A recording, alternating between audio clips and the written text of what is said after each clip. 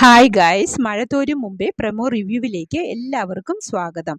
അലീന അങ്ങനെ 3 പേരെയും കൂട്ടി രേവതി കുട്ടിയുടെ വീട്ടിലെത്തുന്നു. എല്ലാവരും വീടും പരിസരവും ഒക്കെ കണ്ട് അതിശയിച്ചങ്ങ് നിൽക്കുന്നുണ്ട്. ഇത്രയും വലിയ വീട്ടിലാണോ രേവതിക്കുട്ടി താമസിക്കുന്നത് എന്നോർത്ത്. അലീന രേവതിക്കുട്ടിയെ കാണാൻ വരുമ്പോൾ രേവതിക്കുട്ടി എന്തോ കടുത്ത പിണക്കത്തിലാണ്. അലീന പരമാവധി രേവതിയെ മിണ്ടിക്കാൻ ശ്രമിക്കുന്നുണ്ടെങ്കിലും ഒരു രക്ഷയുമില്ല. രോഹിത് ആണെങ്കിലോ കാറിൽ നിന്നും ഇറങ്ങാൻ മടിച്ച് അവിടെ തന്നെ ഇരിക്കുന്നു. കാരണം തൻ്റെ ഇമേജ് അത്രയ്ക്ക് നല്ലതല്ലല്ലോ. ന്യൂസിലും പേപ്പറിലും ഒക്കെ വായിച്ച് തന്നെപ്പറ്റി അവർക്ക് വലിയ മതിപ്പുണ്ടാവില്ല എന്ന് കരുതി മടിച്ചു നിൽക്കുന്നുണ്ട് രോഹിത്.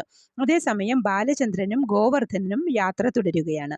ബാലചന്ദ്രൻ പറയുന്നത് ഭൂതം 23 വർഷമായിട്ട് കുടത്തിലിരിപ്പാണ്. ഉറപ്പായിട്ടും വൈജയന്തി ആ വീട്ടിൽ കയറുമ്പോൾ വീട്ടിലെ ഭൂതം അവളെ പിടികൂടും.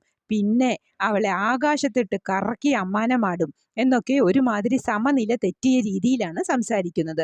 കാരണം അലീന ആ വീട്ടിൽ നിന്നും പോകുന്നതും വീണ്ടും വൈജയന്തി വന്ന് പഴയ പോലുള്ള ഭരണവും അഹങ്കാരവും തുടരുമെന്ന് ബാലചന്ദ്രന് നന്നായി അറിയാം. അതങ്ങോട്ട് ഉൾക്കൊള്ളാൻ പറ്റുന്നില്ല. ഇനി എന്തായിരിക്കും ആ വീടിന്റെ അവസ്ഥ? ആകെ താളം തെറ്റി പോകുമല്ലോ എന്നൊക്കെയാണ് ഭയം. ഇനി വൈജയന്തി താൻ പ്രസവിച്ച സ്വന്തം മകളാണ് അലീന എന്നറിയുമ്പോഴുള്ള സാഹചര്യം ഒക്കെയാണ് ഇനി വരും എപ്പിസോഡുകളിൽ നമുക്ക് കാണാൻ സാധിക്കുക.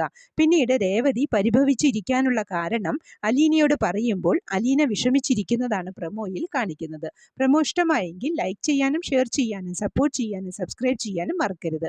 അടുത്തൊരു എപ്പിസോഡിന്റെ പ്രമോവുമായി വരുന്നതുവരെ കാത്തിരിക്കുക.